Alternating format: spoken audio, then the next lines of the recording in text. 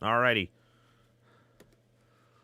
Looks like we had a little, of course, technical difficulties. Why would we not have technical difficulties on the first day of our first show there? So sorry about that. It looks like I think a lot of people are actually streaming on YouTube today, hands down. But yeah, looks like we had some there. Now we're live on there. So good evening or good morning, depending on where you're looking at there. Thanks for checking in here, and want to acknowledge a few people coming on in. We got Striker K7 IBU. Thanks for checking into our first show. Nick Smith, thank you. Josh Wesley, thank you. GGGG, yeah, we're late. No, it's called YouTube. The magicalness of YouTube. So I do apologize about that, folks. We had some technical issues. The stream started on our end, but it didn't connect over, and now we have it going. So, wow, what a great first show, right? So, kind of going back to it. Who am I? What's the show about? Well, I am your host, John Crook. My call is at 9 UPC. I'm going to be working with you, talking to you on hosting the Yaesu The Radio Show. Now, Yaesu The Radio Show is kind of an interesting concept. And the reason we wanted to do this is, I guess, kind of a multifold purpose or a multifold reason. And the reason being is that when the whole COVID situation hit, a lot of people were trying to get information, trying to get knowledge. We obviously slowed things down. We didn't travel for safety concerns. A lot of people didn't travel, safety concerns. Shows were canceled. Things happened on there. And what we did is we came up with the Lunch and Learn podcast. We actually did that a little bit before even COVID kind of started, but we had the Lunch and Learn podcast. And those were 15-minute podcasts that we used to take place. And it kind of focused on a little bit of some sort of activity that took place. Now, it could range from we were talking about a specific thing about maybe Wires X, specific thing about HF radios, whatever the case may be, and people liked it. It was short. It was nice. The reason we called it the Lunch and Learn podcast because people could do it while like they were having lunch and listen to a quick podcast. If they were driving the car, if they were doing something, and it had a kind of a little bit of an interesting topic that started to actually take place. But what happened is that you as the customers said, hey, we want more. We want more. And we said, okay, what do you want more? And they said, we'd like a little bit longer podcasts. We'd like a little bit longer in-depth shows. Because they felt sometimes 15 minutes was a little too hurried. And I agree with you, hands down. 15 minutes was really hurried on there. And especially some of the topics. Sometimes 15 minutes is great, but people said, can we like maybe expand it out to, let's say, 30 minutes or so? And we looked at it, we said, okay, yeah, we can get content to fill 30 minutes. And I know it's kind of weird, but a weekly show that we would do 30 minutes of content, that was like, whoa, we really, really were like, really trying to sometimes, some topics, we were like, okay, 30 minutes still wasn't enough, but then sometimes 30 minutes was even almost too much. So we said, okay, we'll do it. That's when we evolved into the Yaesu The Radio Show, which is the podcast that we're doing right now. They're available on Google Podcast, Apple Podcast, Stitcher, as well as SoundCloud, which is our current hosting. But then people said, some of the things you talk about, John, great that you guys talking about it at Yaesu, but I'd like you to even go one step further. And we said, how can we go one step further? And they said, what I would like you to be able to do is I would like you to be able to add YouTube content to it. I'd like to be able to see a little bit about what you're doing, what you're talking about, in addition to the podcasts. And we sat back and we said, how can we make that work? How can we make that happen? And the way that we made it happen and the way that we made it work was that for the longest time, we were doing some YouTube things. I'd be giving updates, we'd be talking, we'd be interacting, but it was more so recorded and then commented and stuff. And people were like, no, I want more interaction. I want more kind of content for sake of the better term, like I said, to come out. They said, we want more. We said, okay, how can we do more? Well, we can go ahead and do more by actually taking the time and saying, you know what, let's come up with a live show. And this is what is the result. Yaesu The Radio Show.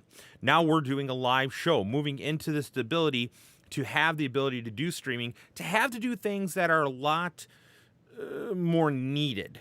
I guess is the best way to put it. And I know that kind of sounds weird. And you're like, what do you mean by that, John?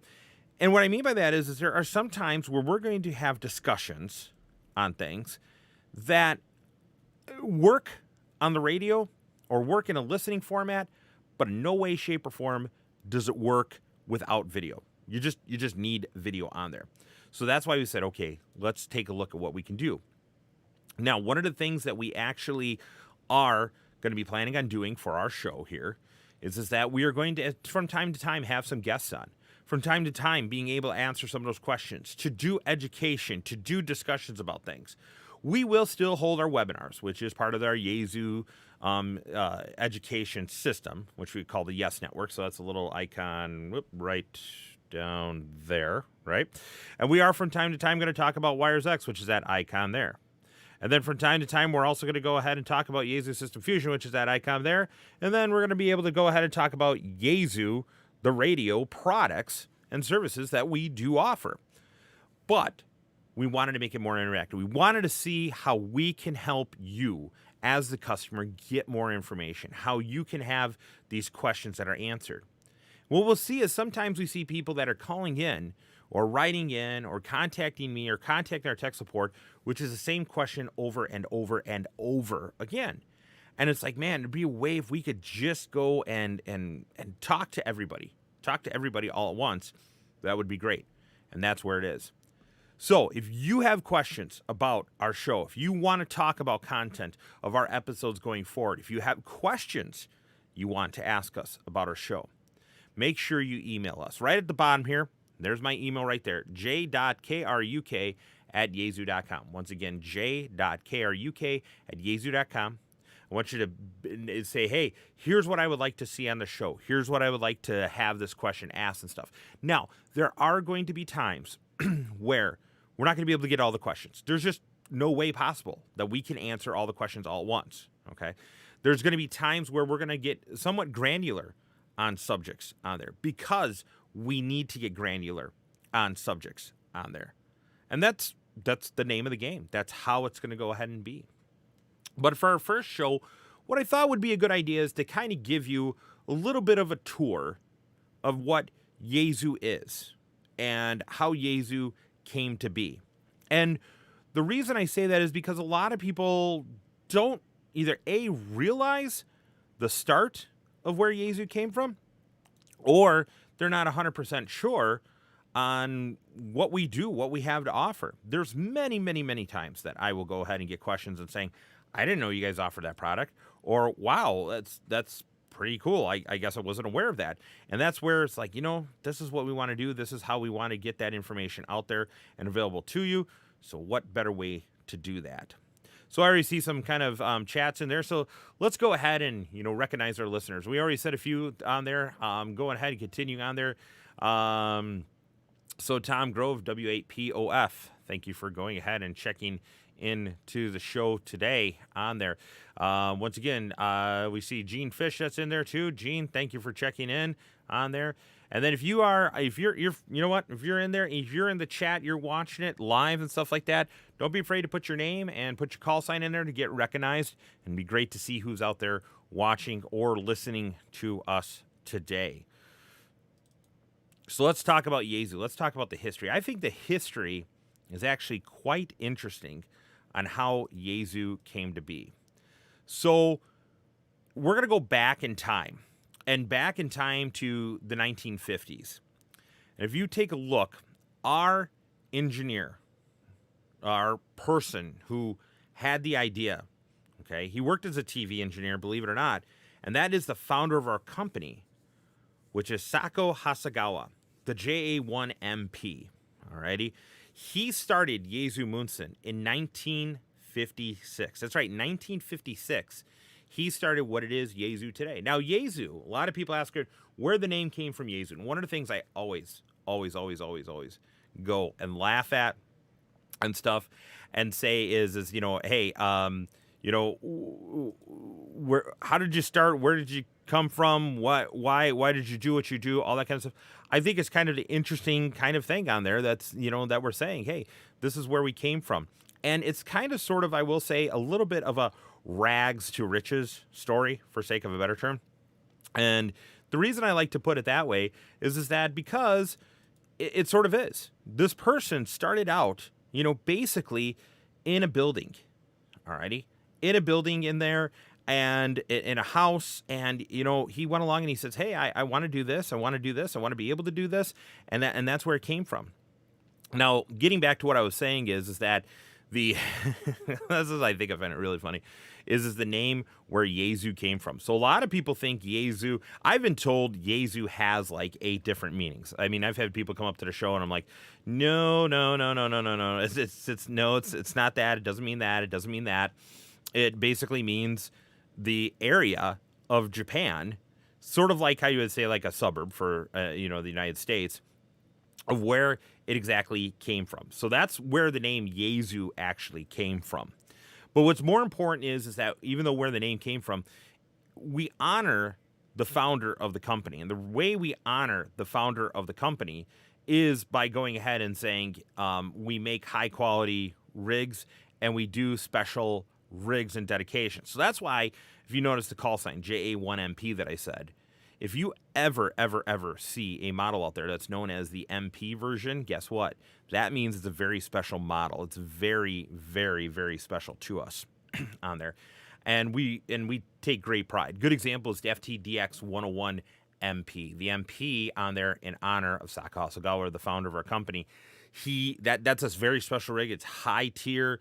It's very great. We've had many, many other rigs that are out there which have the, how do I say, the notation, the MP nomenclature on there, and that's for specifically a purpose. But let's talk about some of our product line. And our product line started out with the FR100B. So that's one of them that started out with, not the exact first one. But then we had the FTDX 400, the FL20, the FT101, the FT107, the FT1000. We've continued of just numerous different radios, and we've succeeded. Right now, it's a situation where we have an analog product line and we have a digital product line on there. And when I say digital product line, I mean like SDR receiver technology. We have the FTDX 101. We have the FTDX 10 series. The FTDX 5000 just recently ended production, but many radios out there that are part of that FTDX 5000. As a matter of fact, I have an FTDX 5000, and I also have an actual FTDX 10 because I like it on there. But, you have the best of both worlds. An analog receiver, 9 megahertz down conversion, high quality. Then you have a SDR technology on there, which is really, really good on there. So, once again, lots of different radios that we came out with. We started our basis in HF, and we continue to try to be a leader in HF. And when I say continue to try, because right now we're at such an infancy as we start to branch out into the different radio technologies that are out there, SDRs, what's going to be the next thing? It's hard to say. In addition, we are a leader in the VHF and UHF out there. We recognize that there are analog users out there. We recognize that there are digital users out there. We recognize that there are data users out there. And we build products. We try, first of all, let's be honest. We try in every way, shape, or form to be able to, foster, to meet the needs of what people want.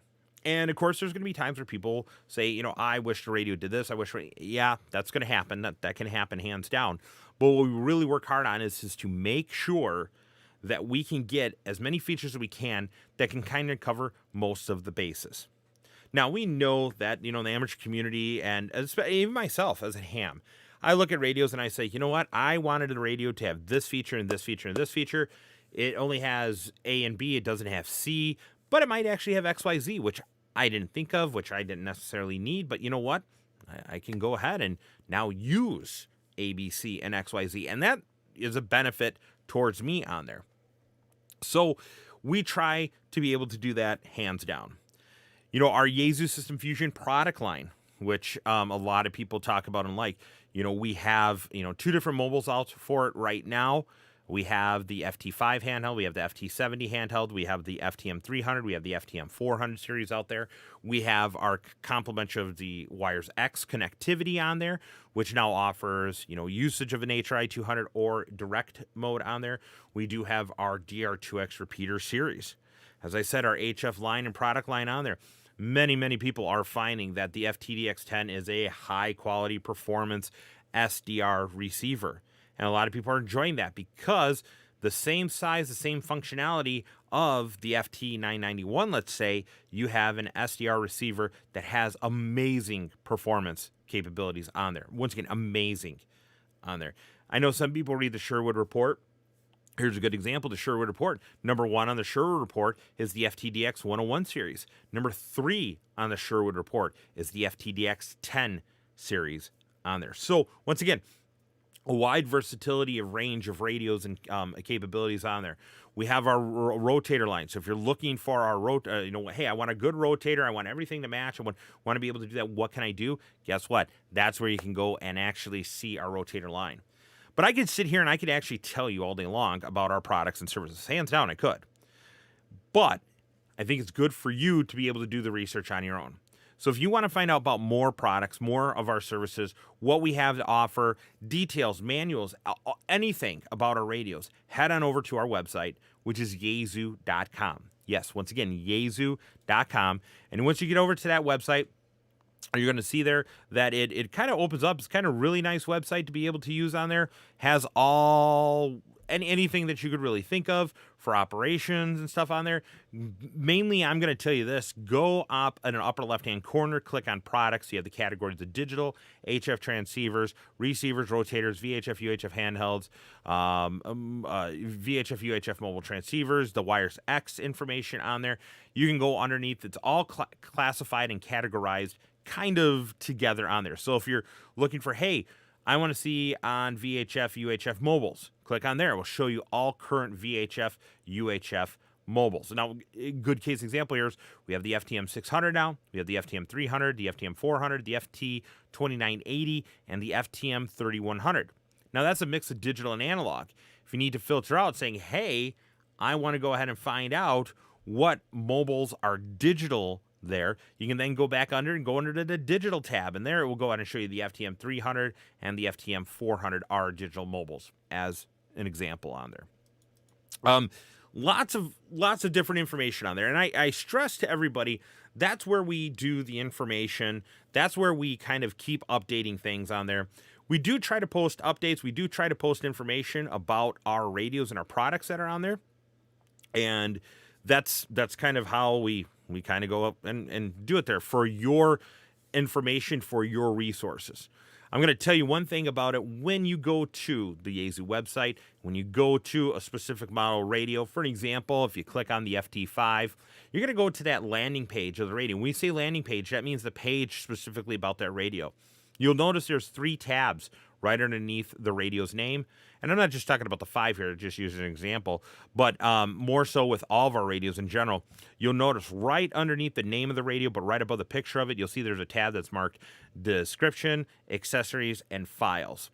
When you click on that Files tab, that's a very key and important and a main page on there so that you can get all the information on there. People say, hey, I need a manual, or where can I find the advanced manual? Because sometimes with our radios, we have the advanced manual. We have a Wires X manual. If the radio is capable APRS, it might be an APRS manual.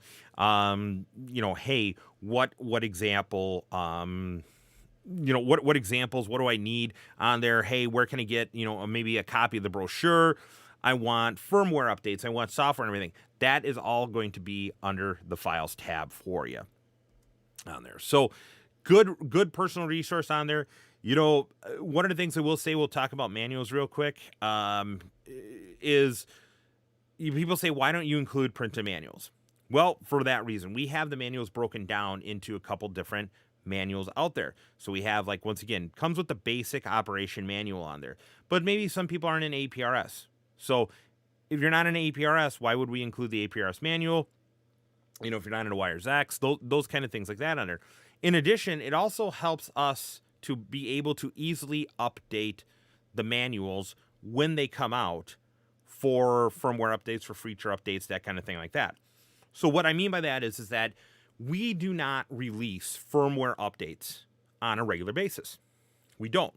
And the reason we don't is because our firmware updates are cumulative, meaning there's going to be time to time where we may want to add a feature, or we may need to make a change to a functionality of the radio, all right, or an operational change, or sometimes just minor things internally that don't impact the operation of radio, they don't impact you as a user of the radio, but we want to make the changes to either lay the groundwork for feature updates, to lay the groundwork for something else on there. So when we do those, we're not just going to release a tiny little update, and then the next thing you know is you have to update the radio. No, like again, once we get it, we try to do it cumulative in nature. Now, some people like that, some people don't. We understand that. But that cuts down on our need to do the actual firmware updates.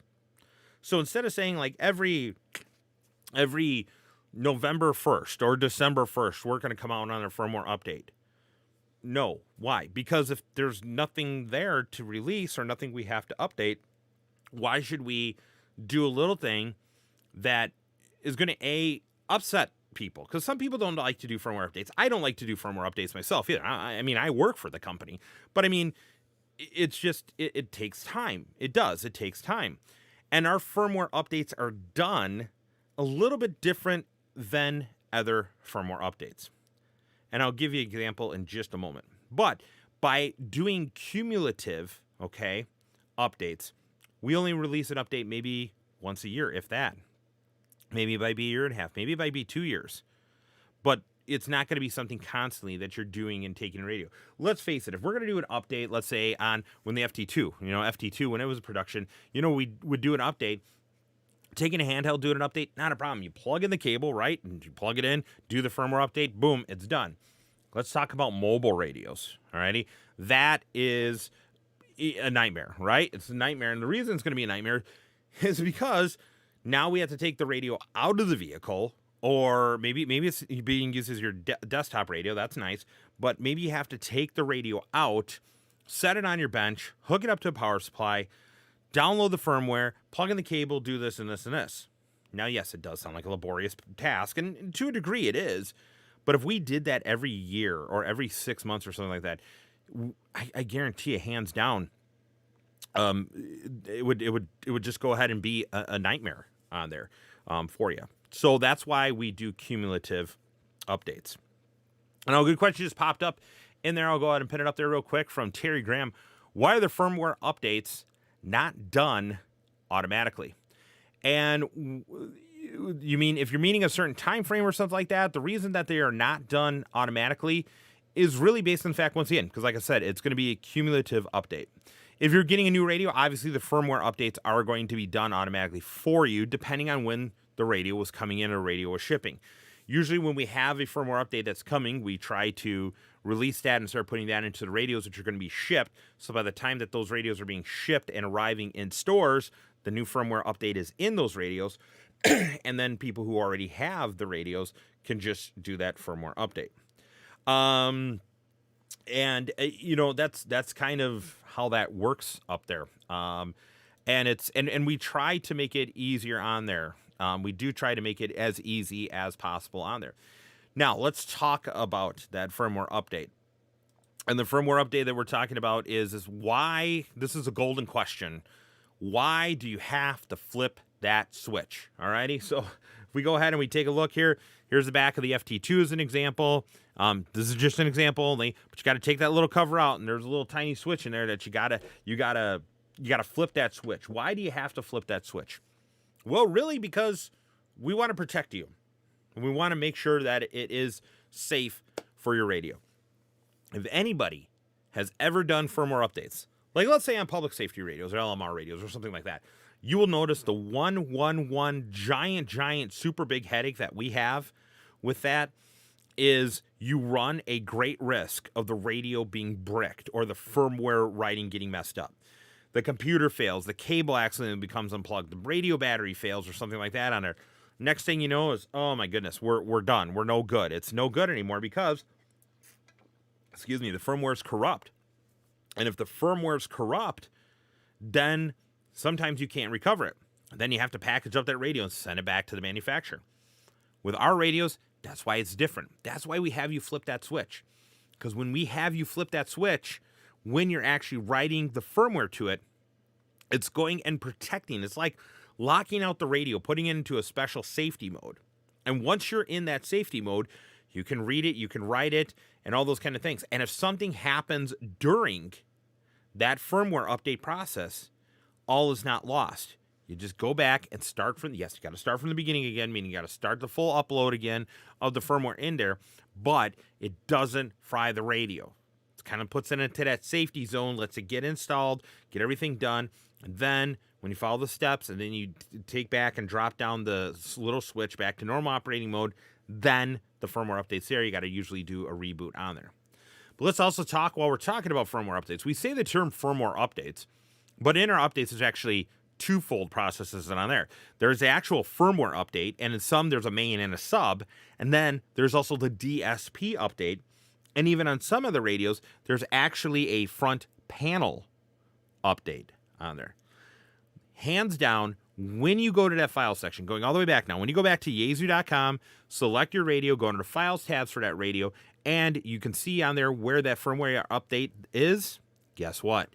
It goes ahead and tells you, shows you down there that, hey, here's where it is. Here's the actual switch or whatever you need to, I shouldn't say this, the directions for it. So it's like here, if I need to do the switch or whatever, it's in a PDF. So all firmwares come in a zipped file. All right, a zip file, you download it, put it on your computer, you unzip it. In there, there's a PDF file, folks. And that PDF file is there to help you, to protect you. And what it is, it gives you the instructions. And the instructions are step by step. And the reason I say this is because sometimes we don't want to read instructions. We don't, okay? It's boring, you don't like it, whatever the case may be. But when you're not reading the instructions, that's when those issues happen. So for an example, when updating the mobiles, it tells you to disconnect the power. And it shows disconnecting the power, actually unplugging the power cord from the radio. People think I'm just going to power off the radio. No, that's not what we were saying. That's not it in any way, shape, or form. What we were talking about is actually going ahead and disconnecting the power from the radio. As time has gone on, we have worked hard to even try to make it easier to do the firmware updates. As an example, on the FTDX 101 series and the FTDX 10 series, you actually can download the firmware onto an SD card, put the SD card in the radio, and then have it upload automatically. That's it. That's easy. No need to get a computer or cables. In addition, radios that are going to be more susceptible to needing firmware updates, we are actually already giving you the cable with it or giving you the means to do it. All you just have to do is the time. So a lot of people ask, starting way back with like our FT1, okay, handheld radio, then the FT2, the FT3, now the FT5, the FT70 as an example, or the FTM 100, 300, 400. There's always that cable that came in the box. On the handhelds, it's a USB type cable, okay? USB-A to, I think it's considered a USB mini, not a micro, but a mini, as I like to call it, the old BlackBerry sort of looking plug. And that's the cable that you need for firmware update. That's it. That's all you need. It's not available for programming, not available for, well, on the 70 it's programming, but on the 1, the 2, the 3, and the 5, they were not actual programming capable cables, just firmware updating cables. So we give you the tools that you need to get this done. You just have to do it. And are firmware updates important? Yes. I hear so many people say, hey, John, if it ain't broke, don't fix it. Well, we're releasing an update because there's something that could be done to make things better. So that's why we are releasing the actual firmware update for it to be done. So that's kind of it about firmware. I know that's, once again, kind of questions that kind of keep coming up all over and over and over again. But let's move on. So here, let me post this another question here. Just kind of came in on there. So I got my spotters on the channel here also too. So they send me a message here. So sometimes I glance away. So question is I have an FT5. Do I have to do the firmware upgrades or not? Well, Terry, that actually is going to be depending upon when you actually bought the radio. In the manual, it tells you how to check the firmware version. It's actually in the manual, in the menu system, and you can check that on there.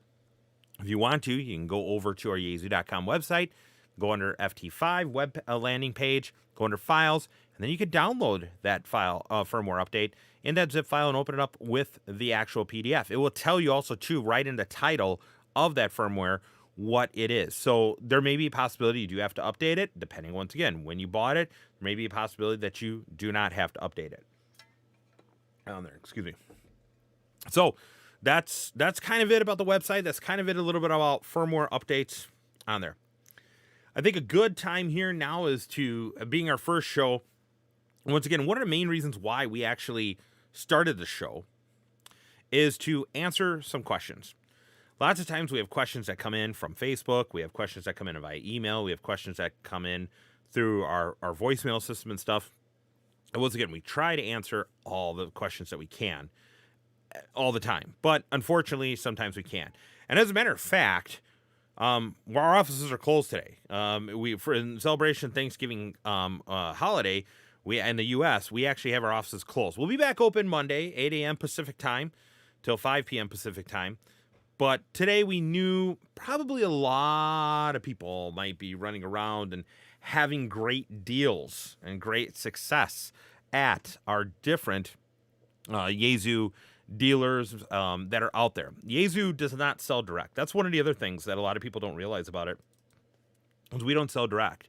We sell through our chain of dealers that are on there. And one of the things I guess I want to stress today is that today is Black Friday, and then Monday is actually Cyber Monday. And a lot of people are actually, I was out for a little bit today, but I noticed a lot of people were not as many shoppers as what I'm getting reports on. A lot of people still doing a lot of stuff online. Monday will probably be a little bit more.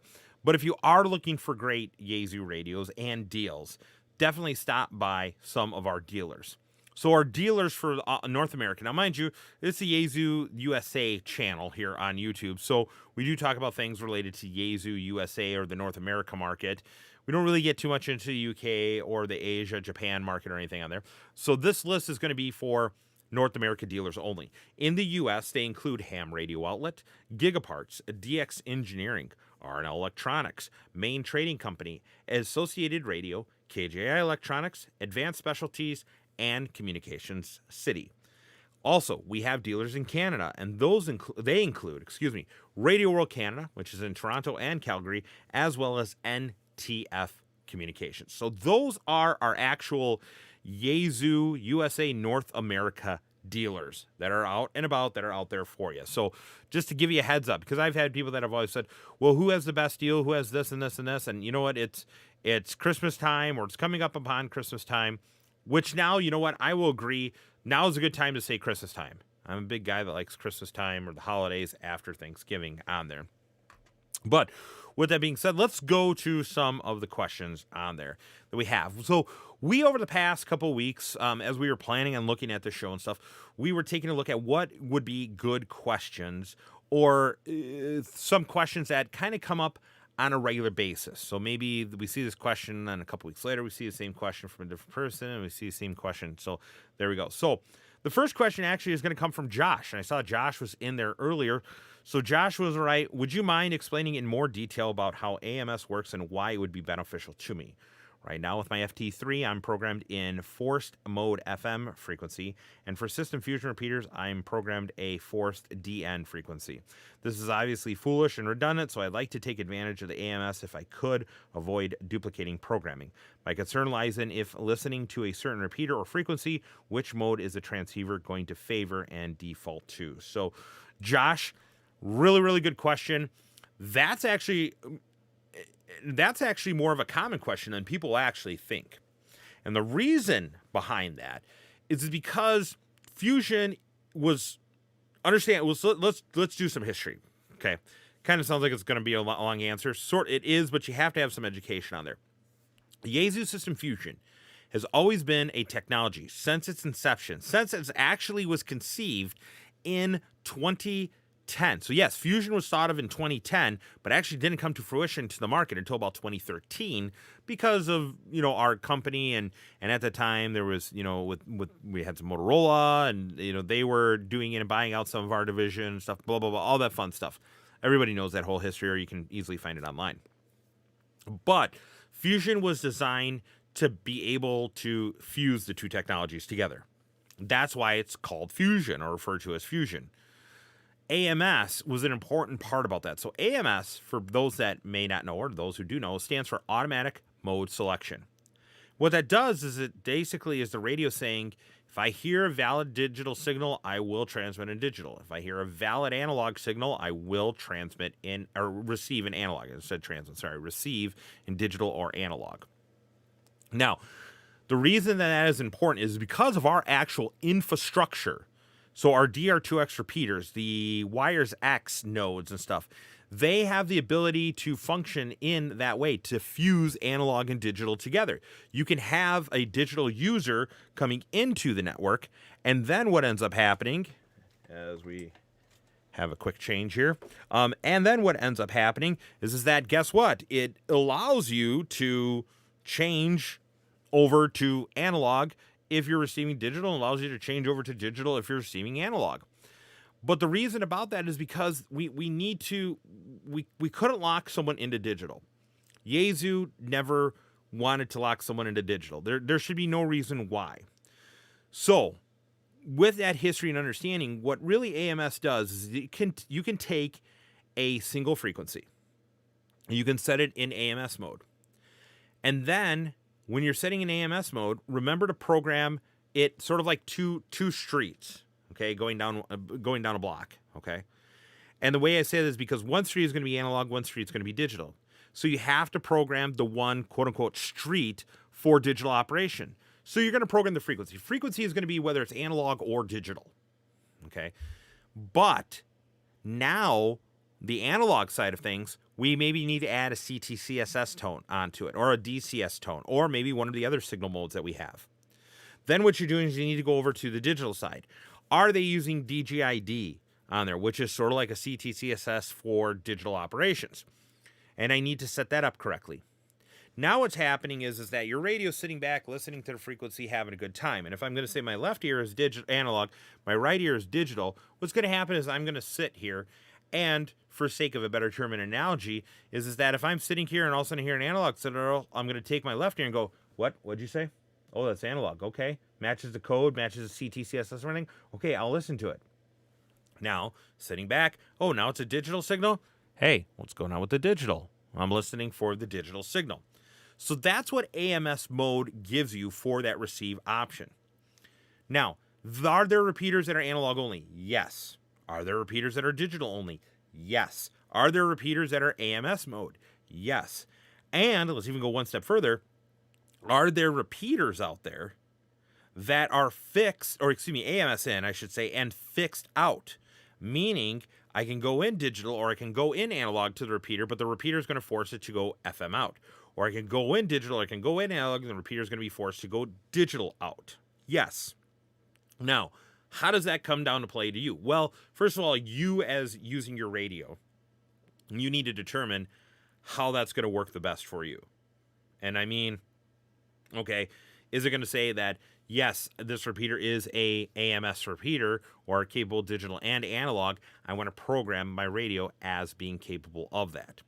Is it going to maybe be a situation or something that's saying, nope, it's only going to be one mode only, so I don't need to worry about digital if it's FM or vice versa?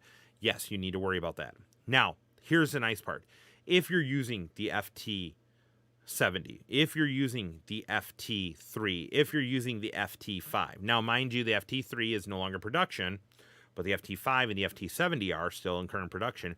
You can actually program it into that mode and kind of get it locked down into that operation on there. So if it's only an FM, you can program it for an FM. If it's only digital, you can program it only for digital. The FTM 300 as a mobile radio does that also too. Now it's the current production model on there. Then we also have the FTM 400. Now the FTM 400, man, this is a power workhorse. That came out when the inception of Fusion took place. Now, I will say this. With it, you cannot program the mode of operation per memory channel. You can on the 300, the 5, the 70, the FT3 you could also too, but you could not program, and the FTM 300, of course. But with the FTM 400 out there right now, you cannot program it. So if you are programming your radio and you say, okay, it's a digital only repeater, you put it into digital mode, you hit the save button on there and everything, guess what's going to happen? It's not going to go ahead and lock you into that mode. Okay, it's not. The mode was global to the radio operation, not per channel. And we've changed that on radios going forward. Now, of course, this usually leads into a firmware question of saying, well, why can't you do that for the FTM 400? Well, some firmware updates can be done, some firmware updates can't. And a lot of it depends on internal workings of the radio. So fortunately, this is one of those things that the FTM 400 is unable to do this, unable to do that. So just has to kind of be set up in that way on there. So once again, thank you very much to Josh for writing in that question. I thought I saw Josh in the live stream chat there. Thank you very much, Josh, once again for submitting that question on there. Once again, if you do have any sort of questions or anything that are on there, please feel free to email me at j.crook@yaesu.com. Once again, j.crook@yaesu.com. Please make sure to include in the subject line, Yaesu The Radio Show. So that way it will catch our eye and we'll know that's what it is and be able to pass along to the people or person that we may need to be able to do. Because guess what? I don't have all the answers. I tell my wife that I have all the answers, but unfortunately I don't have all the answers on there. So let's take another quick question here. Let's go ahead real quick and talk about the HRI 200 versus PDN. So what's the big difference between the HRI 200 and PDN operation? That's another big one that we really kind of come up about. A lot of people saying, hey, why should I? Why should I spend the money on HRI 200 versus just using my FT3 or FT5 or the FTM 300, 400, or even the 100 as doing that PDN operation that does not require an HRI 200? Well, that's a good question. And this always, I tell people come down to is people say, John, should I get PDN or should I get an HRI 200? I go and saying, what do you want to do? How do you want to operate the radio? And then they're kind of like, what do you mean? And what I mean by that is that if you need analog operation via RF, so analog signal being sent out from your Wires X node, you need an HRI 200. If you want to be able to host a room, you need an HRI 200.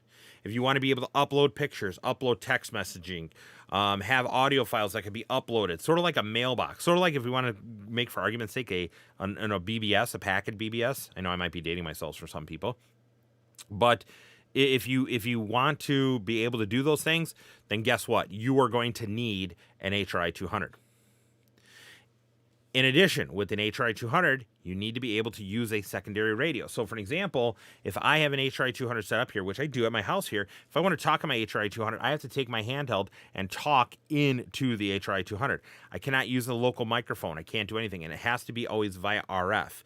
An HRI 200 needs a donor radio, and that donor radio needs to be either an FTM 100, 300, or 400. Now, the 100 is out of production, but some people still have them. Those are one of the 3 different models you need for HRI 200, I should say, digital operation. If you want to have an analog node, so you want the HRI 200 to be analog, you can use our new FTM 6000, which has that data pin jack on the back of it. You can use one of our older, if you have an FT 8900, an 8800, a 7800, 7900, whatever, something that has a 6-pin data jack on it, then yes, you can connect that with great ease to the HRI 200 for analog operations. Now let's go ahead and talk about PDN operations. Why did we come up with PDN? Well, a couple things. You on the HRI 200, you do need to open specific UDP ports. And the worst part about the UDP ports on there is not so much as design. They're designed for a specific purpose, because when you're using the HRI 200 as a room, everybody's connecting the internet directly to your HRI 200. They're not going to a server and you're feeding up their server or reflector. No. When you're using an HRI 200, if you go on there, hey, Wires X, I want to go to this room right here, you click on that room, your internet connection is going directly to that other internet connection. That's why you have to have a good internet connection at your home where you have the HRI 200 for a room. If you have a bad internet connection, you're not going to have a lot of people be able to connect. Okay, but once again, that's for the HRI 200. PDN operation does not need the ports open, because if you have a PDN operation set up, you cannot host a room. You cannot do analog via RF. You cannot upload pictures to the device. You cannot upload. It's less features and availability than an HRI 200. But you get different features, which are appealing to more people. So for an example, with the PDN mode, you have PDN and HRI mode, not HRI 200, but HRI mode.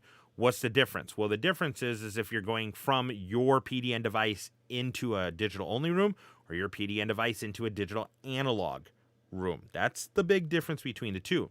But with your PDN capability, you are simply going to take and use, and I'll grab mine here because I always have mine. I always have a spare, right? That Boy Scout motto of always having a spare. Here's an SU40 kit for our mobile radios. The SU39 kit's the same thing. You plug the wires into the side of the radio here. Those connect directly to the computer, and then you have two choices of operation. You have direct, which means I can use my radio like a speaker microphone here. So I push to talk, the speaker hears, I release to listen. All traffic and audio can come through here. Or I can have it in direct mode. Now, mind you, I've switched antennas around for another video that we were working on. But if I wanted to, in direct mode, I can have this sitting in my house, and I can take my other radio, talk on my other radio that goes via RF to this radio here, and then that allows you to do that. That's access point. So direct is basically using it like a glorified speaker microphone, and access point is allowing you to use another radio to talk to it. Now, HRI 200 doesn't allow you to do that. Okay, if you have the radio connected in HRI 200, you put it into wires X mode. If you try to push the microphone, it says transmit air, transmit busy. So it doesn't allow you to do that. So that's kind of the big difference between the two there. And that's you know, that we did that for that because let me give you a quick story. When I was traveling, when the world was traveling, and I wanted to be able to talk back to my home Wires X room, okay, that I host, I had to find another Wires X node. Okay, I couldn't bring my computer. I couldn't bring the HRI 200. I couldn't bring my mobile radio. Couldn't bring a power supply. I couldn't bring an antenna.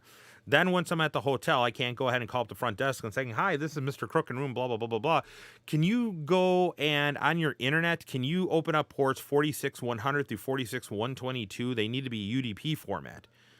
When I did try that once, I got a knock on the door from the hotel manager. Thank goodness the hotel manager knew me and knew who I worked for and all that kind of stuff. And he went along and he's like, "I should have figured it was you, John. It was just kind of a weird request." Right. Hotels don't do that.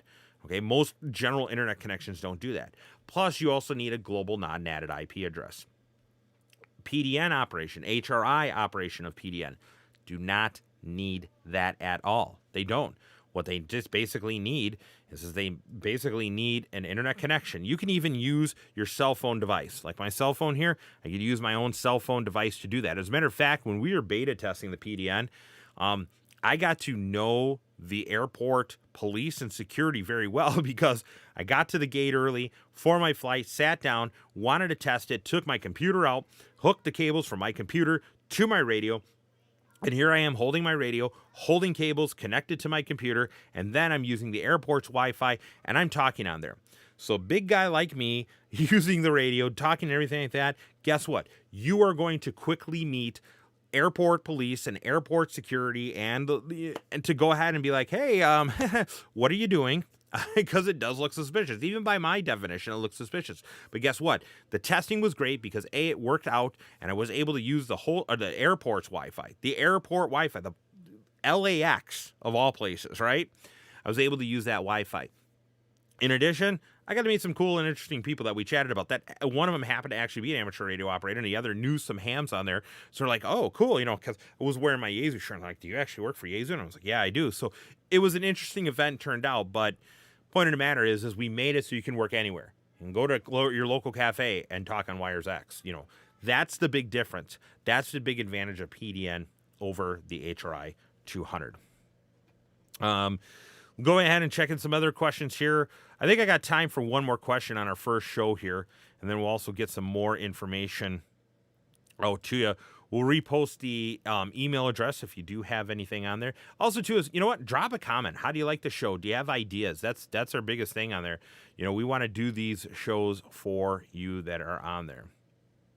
All right, good question. Let's talk about Adms software. We actually have an episode planned where we're going to walk you through Adms Operation. So Adms, Advanced Data Management System, is the free software that we give out to our radios. Now, here's the thing. It is free. Yes. Is it basic, simple data entry? Yes. It's enter your frequency information into the radio, and then, or into a spreadsheet, I should say, and then upload it to the radio.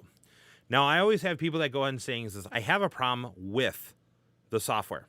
And the issue that I have with the software, John, is that when I'm actually going and doing the software, I open up the software, I start entering my information, and I try to write it to the radio, and it errors out. And I'm getting tired of that. Well, when I start to dig down further, I said, what are you doing? How's the process? What's going on so I know? And really what it's boiling down to is that you have to read the radio first. So we don't make software regional specific, okay? We don't make FT5 software. We don't make FT5 software for North America and then the UK and then for Asia, Oceania and stuff like that. No, we make software globally for the model radio.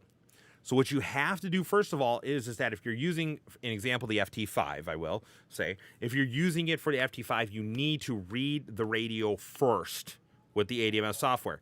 That will then go ahead and tell us if it's a US version or UK, or I should say North America version, UK version, Asia, Oceania, because there's different frequency limits and frequency bands on there.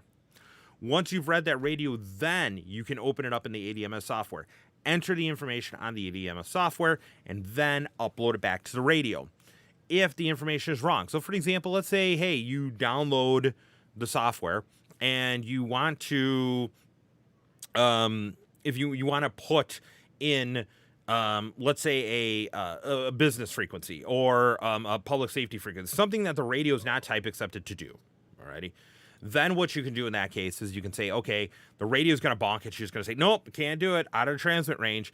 And that's why it needs to know what the frequency range is. That's how you have to do it. And it's not uncommon. A lot of different radios are out there that will do that functionality on there. It will say you need to read the radio first, then open it up in the software, make changes in the software, and then upload it to the radio. Now, depending on the model of radio that you actually have, you may turn out that you can either program it with an SD card or you can actually program it with a cable. So, for example, the FT5, you can use the SCU19 cable to program it, or you can program it with an SD card.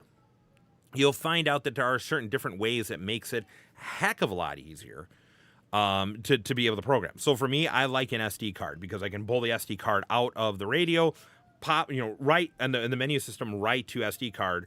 And then what I can do is I pull the SD card out, put it in a computer, make changes, write to SD card again, pull it out, put it in there, read from SD card, and boom, you're done. In addition,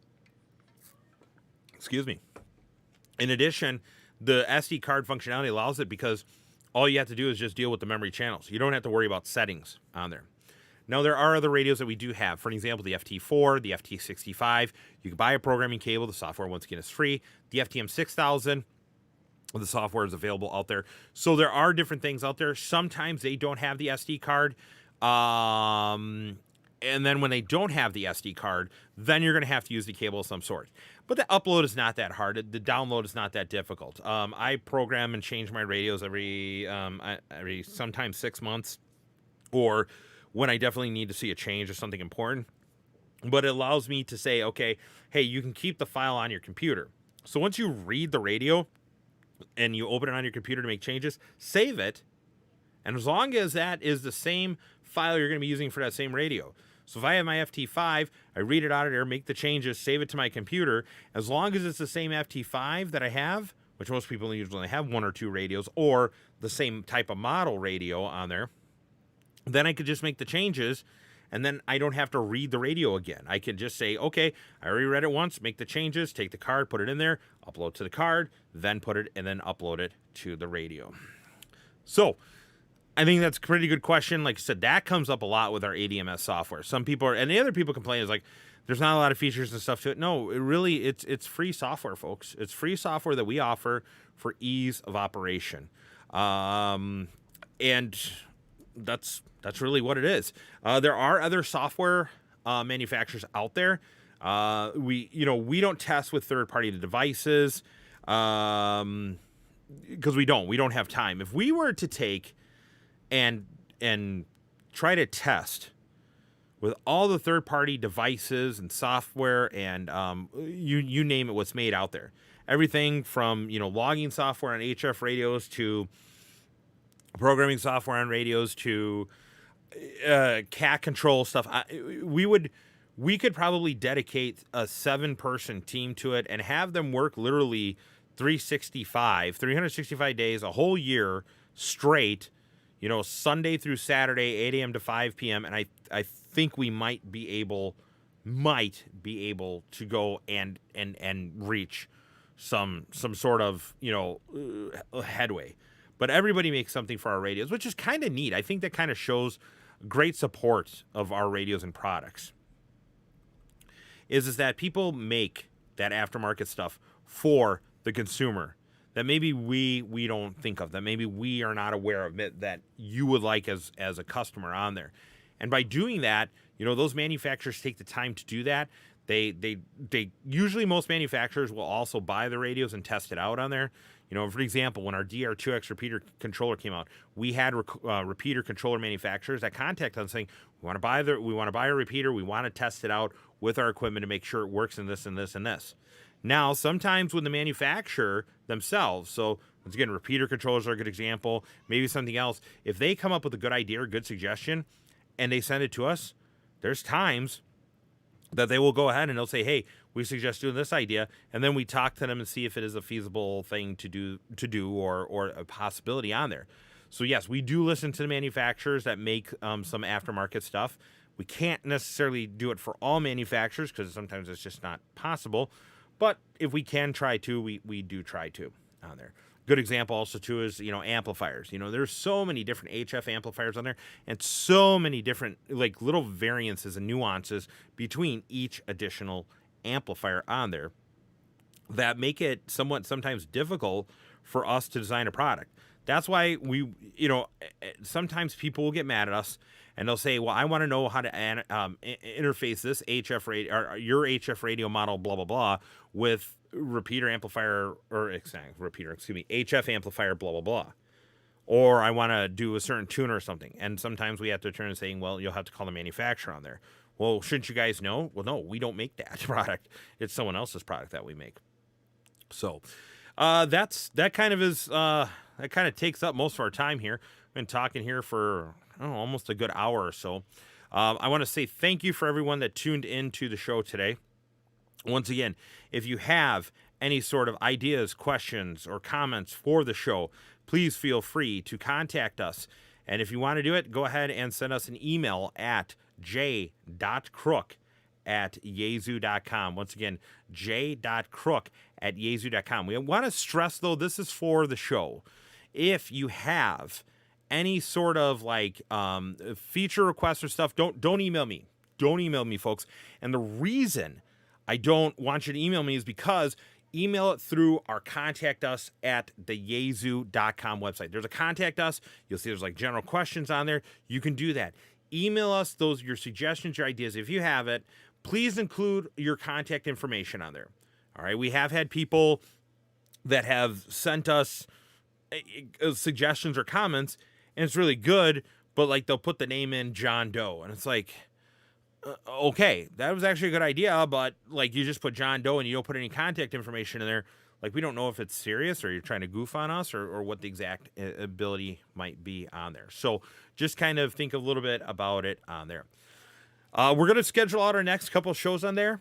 We do have some ideas planned. We are trying to get some guests on here and to have a couple different things that are going to be planned. Sometimes it's difficult, though, to try to set down a schedule. And I know it sounds weird and everything like that, but sometimes it's really, really, really difficult to do that. But we're going to try our hardest.